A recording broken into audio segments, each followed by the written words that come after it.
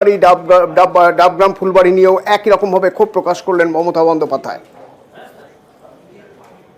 সেবক রোড, কাওয়াখালী, ডাবগ্রাম, ফুলবাড়ি, গৌতম দেব, তুমি এসছো, you can't deny your responsibility also. ওই গ্রুপটাকে আমি ছাড়বো না। মনোজ তদন্ত এগোচ্ছে, যে যে করেছে অ্যারেস্ট করে নেবে।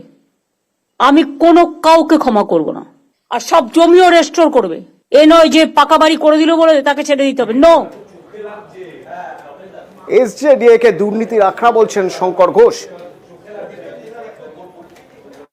শিলিগুড়ি জলপাইগুড়ি ডেভেলপমেন্ট অথরিটি, মাননীয় মুখ্যমন্ত্রী, তাকেও আমি চিঠি দেব যে উন্নয়ন পর্ষদগুলি কিভাবে দুর্নীতির আখড়া হয়ে উঠেছে। শিলিগুড়িতে অবৈধ বিল্ডিং যারা করছেন তারা এখানকার বড় বড় গ্রুপ, তারা কর্পোরেশনের সাথে, মহকুমা পরিষদের সাথে লিয়াজও রেখে বড় বড় রিয়েল এস্টেট তৈরি করছে। এখানকার যারা ল্যান্ড মাফিয়া তারাই তৃণমূল কংগ্রেসের নেতা। এই ডাবগ্রাম ফুলবাড়ি অঞ্চলের ল্যান্ড মাফিয়া, ওখানেই মন্ত্রী ছিলেন, ওখান থেকে বিধায়ক হয়ে দুবার মন্ত্রী ছিলেন মাননীয় গৌতম দেব মহাশয়। উনি ওনার থেকে বেশি কে জানে। শিলিগুড়িতে যা হচ্ছে বা আমাদের এই অঞ্চলে ডাবগ্রাম ফুলবাড়িতে যা হচ্ছে চোখে দেখা যায় না। হাওড়া পুরসভার কাজ নিয়েও রীতিমতো ক্ষোভ প্রকাশ করলেন মমতা বন্দ্যোপাধ্যায়। সারা হাওড়াতে আনঅথরাইজড বিল্ডিং ভরে গেছে। রথিন যখন চেয়ারম্যান ছিল হাওড়াটাকে 12টা বাজিয়ে দিয়ে গেছে। সরু রাস্তাও 3-4টে করে ফ্লোর করা হচ্ছে। অ্যাম্বুলেন্স ঢোকবার জায়গা নেই, নো অ্যাকশন। কারণ প্ল্যান পাস করতে গিয়েও নানা রকম হয়রানির শিকার মানুষকে হতে হয়, অথচ আমরা কিন্তু অনলাইন করে দিয়েছিলাম। এর মধ্যে অনেকের ইনভলভমেন্ট আছে। I am talking about all, including public representative, officials, police, all. বাংলার আইডেন্টিটি নষ্ট হয়ে যাচ্ছে, কেন বুঝতে পারছেন না? আপনার টাকা খাওয়ার জন্য এবং আপনাদের টাকা খাওয়ার জন্য। জমি পাচ্ছেন বেচে দিচ্ছেন, রাজ্য সরকারের জমি, যেখানে পাচ্ছেন দখলদারি করিয়ে দিচ্ছেন। Worst performance. দুষলেন রথিন চক্রবর্তীকে, কিন্তু রথিন চক্রবর্তীর কাছে যখন জানতে চাওয়া হলো তার কি প্রতিক্রিয়া, কি বলছেন শুনুন। মাননীয় মুখ্যমন্ত্রীর দৃষ্টিটাকে ঘোরাবার জন্য উনি এই শব্দটাকে ব্যবহার করছেন। হাওড়া পৌরসভাকে যতদূর সম্ভব আমরা গার্ড করার চেষ্টা করেছিলাম।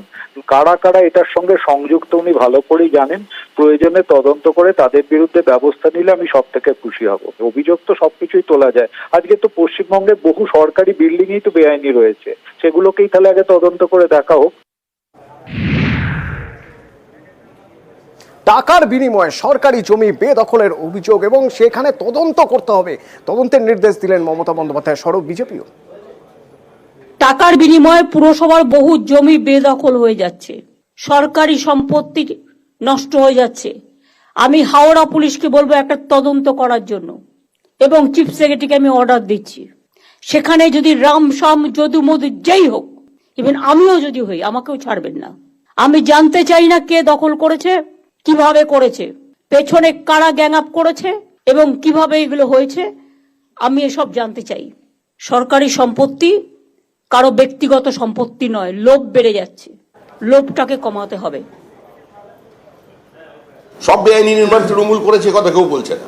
বাম জমানা থেকে শুরু হয়েছে। বামেরা করতেন এটা পদ্ধতিগতভাবে। বুদ্ধিমান রাজনৈতিক দল সংঘবদ্ধভাবে প্রথমে কমিটি তৈরি হতো, কমিটি তৈরির পরে ঘিরত, তারপরে মানুষের অধিকার, দরিদ্র মানুষের দাবি, সেটাকে প্রতিষ্ঠিত করবার জন্য জমিটা দখল করা হতো। তারপরে সেখানে একটা নাম তৈরি হতো, নামের পরে সাইনবোর্ড বসতো কোঅপারেটিভের, তারপরে ছোট ছোট ঘর হতো। এটা ছিল সিপিআইএম এর স্টাইল। আর তৃণমূল কংগ্রেস ওরম ষাঁড়ের লড়াই, আসছে মারছে, উড়িয়ে দিচ্ছে, বসিয়ে দিচ্ছে, কেউ কিছু করতে পারবে না।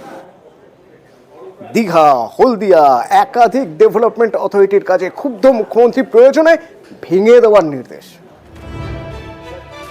দীঘা ডেভেলপমেন্ট অথরিটির প্রয়োজন আছে কি এখন আর? ওখানে তো মিউনিসিপ্যালিটি আছে, পঞ্চায়েতও আছে, ডিএমও আছে। বিরাট বাড়ি করে 400-500 লোক, কারো গা টিপছে, কারো পা টিপছে, কারো মাথা টিপছে, সব সম্পত্তি করে রেখে দিয়েছে নিজস্ব। এগুলো ভেঙে দেবো আমি একদম। বড় বড় বিল্ডিং করে থাকছে, আরাম করছে। তাদের যেখানে গভর্নমেন্টের স্টাফ নেই সেখানে কাজে লাগিয়ে দাও। হলদিয়া ডেভেলপমেন্ট অথরিটিও তাই। পুরো পরিষেবা নিয়ে রীতিমতো বিরক্ত মুখ্যমন্ত্রী মমতা বন্দ্যোপাধ্যায়, প্রয়োজনে পেনাল্টির নির্দেশ। এদিকে আবার বিজেপি যা শুনে বলছে তৃণমূল থাকলে দুর্নীতি থাকবে। Cleanliness and waste management, Kolkata municipality best performance municipality, Basirhat, Baidyabati, Uttarpara, north Dumdum and Nabadwip. Worst performing municipality Contai, Dalkhola, Panihati, Howrah, Coopers Camp, Suri. Trinamool থাকবে, টাকা থাকবে না। তৃণমূল থাকবে আর কোনো কাউন্সিলররা এলাকার জমির উপরে দখল নেবে না, স্কোয়ার ফিট হিসেবে টাকা তুলবে না, প্রত্যেক কনস্ট্রাকশনের মধ্যে একটা ফ্ল্যাট, একটা গ্যারেজ নিজের নামে লিখে দেবে না। এই কখনো হয় নাকি? বাস্তবে এগুলো সম্ভব কোনো সময়? তিনি কার উদ্দেশ্যে বলছেন? পুরসভা তো তার, যে পুরসভাগুলো বিরোধীদের দখলে আছে তারা তো বিমাতৃসুলভ আচরণের শিকার। প্রশাসনিক বৈঠকে তো তাদের ডাকা হয় না। পুরসভা কি করছে? পুরসভার কাজই হচ্ছে তো এখন সম্পূর্ণ দখলদারিকে প্রতিষ্ঠা করা। আজ পুরসভার জনপ্রতিনিধিদের নিয়ে বৈঠক থাকলেও ঝালদা আর তাহেরপুর পুরসভার কেউ সেখানে ছিলেন না। কেন না, যেহেতু তারা বিরোধী, সেই জন্য নাকি তাদের ডাকা হয়নি অভিযোগ করছে বিরোধীরা। আর কেন ঝালদা তাহেরপুর পুরসভাকে বৈঠকে ডাকা হয়নি তা সাফাই দিলেন মমতা বন্দ্যোপাধ্যায়। দুটো মিউনিসিপ্যালিটিকে ডাক আমরা দিতে পারিনি, তার কারণ অন্য মিউনিসিপ্যালিটি আছে, তারা কিভাবে নেবে। কারণ আমি আমাদের লোকেদের যতটা বকতে পারি, বাইরের লোকেদের, অন্য রাজনৈতিক দলের লোকেদের অতটা বকার অধিকার আমার নেই। এটা তাদের নিজস্ব ব্যাপার। তারা আমাদের সাথে যোগাযোগও রাখে না। তারা তাদের মতো ভালো করে কাজ করুক, শুভেচ্ছা থাকবে।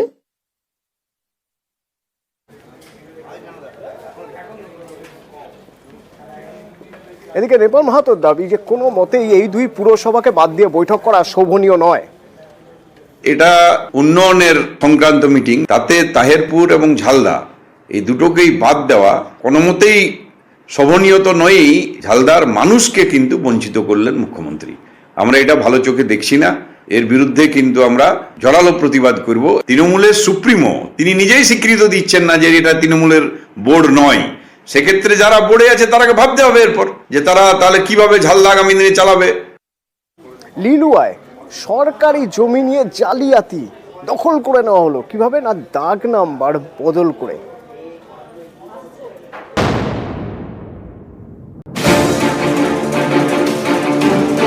সরকারি জমি দখল রুখতে কড়া নবান্ন।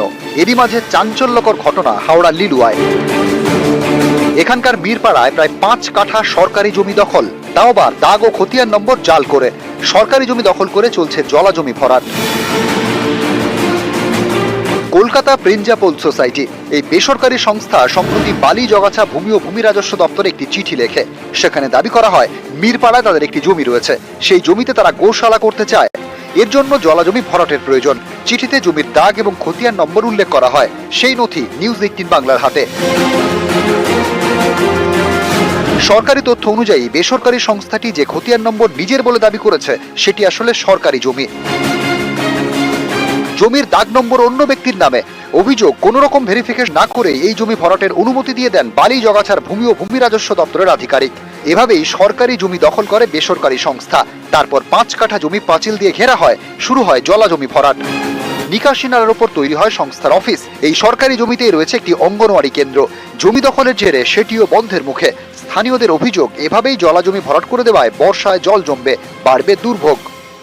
আমরা দেখেছি বিগত দিনে এই জায়গাটাই টোটাল জলাভূমি ছিল। লিলুয়ার এই যে উত্তর দিকের জলটা এসে এখানে জমে, তারপরে এই জলটা বাইপাস হয়ে সরস্বতী খাল অব্দি যায়, সেটা আমরা মাস্টার প্ল্যানেও দেখেছি। এখানে যদি ভরাট হয়ে যায় তাহলে জল 1 হাঁটু করে দাঁড়িয়ে থাকবে।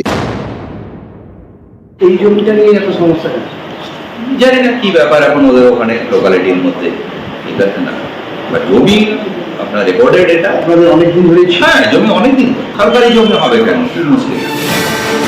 সরকারি জমি বেদখল হওয়ার ঘটনায় অভিযোগের আঙুল উঠছে বিএলআরওর দিকে। এ নিয়ে তার মুখে কুলুপ। ক্যালকাটা প্রিঞ্জাল সোসাইটি, এদের একটা মিরপাড়ায় জমি, সেটা নিয়ে একটা কন্ট্রোভার্সি আসছে। সরকারি জমিকে তাদের নামে করে দেওয়া হয়েছে। হাওড়া অথরিটির পারমিশন আমি কিছু মিডিয়াতে কভার করতে পারবো না, বলতে পারবো না।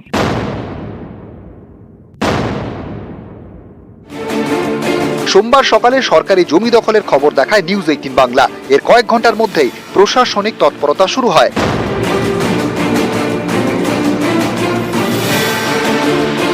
দখল হওয়া সরকারি জমি দেখতে যান বালি জগাছা বিএলআরও দপ্তরের আধিকারিক।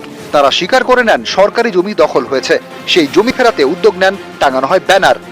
আরএস এর যে রেকর্ডটা আছে এবং এলআর এর যে রেকর্ডটা দেখা যাচ্ছে সেটাতে মানে স্ট্যাটাসটা সালি দেখাচ্ছে। এবার পারমিশনটা কি দেওয়া হয়েছে না দেওয়া হয়েছে আমরা ডিটেলসটা দেখে আমরা স্ট্যাটাসটা আমরা রিপোর্ট আকারে মানে লিখে থানাকে আমরা পাঠাবো। 21 সালে জবরদখল করে এই জায়গাটা ঘিরে রাখে, আপনারা এসে আমাদের জায়গাটা ফিরিয়ে দিয়েছেন, এটা অনেক অনেক ধন্যবাদ। নিউজ 18 বাংলাকে অনেক বড় ধন্যবাদ।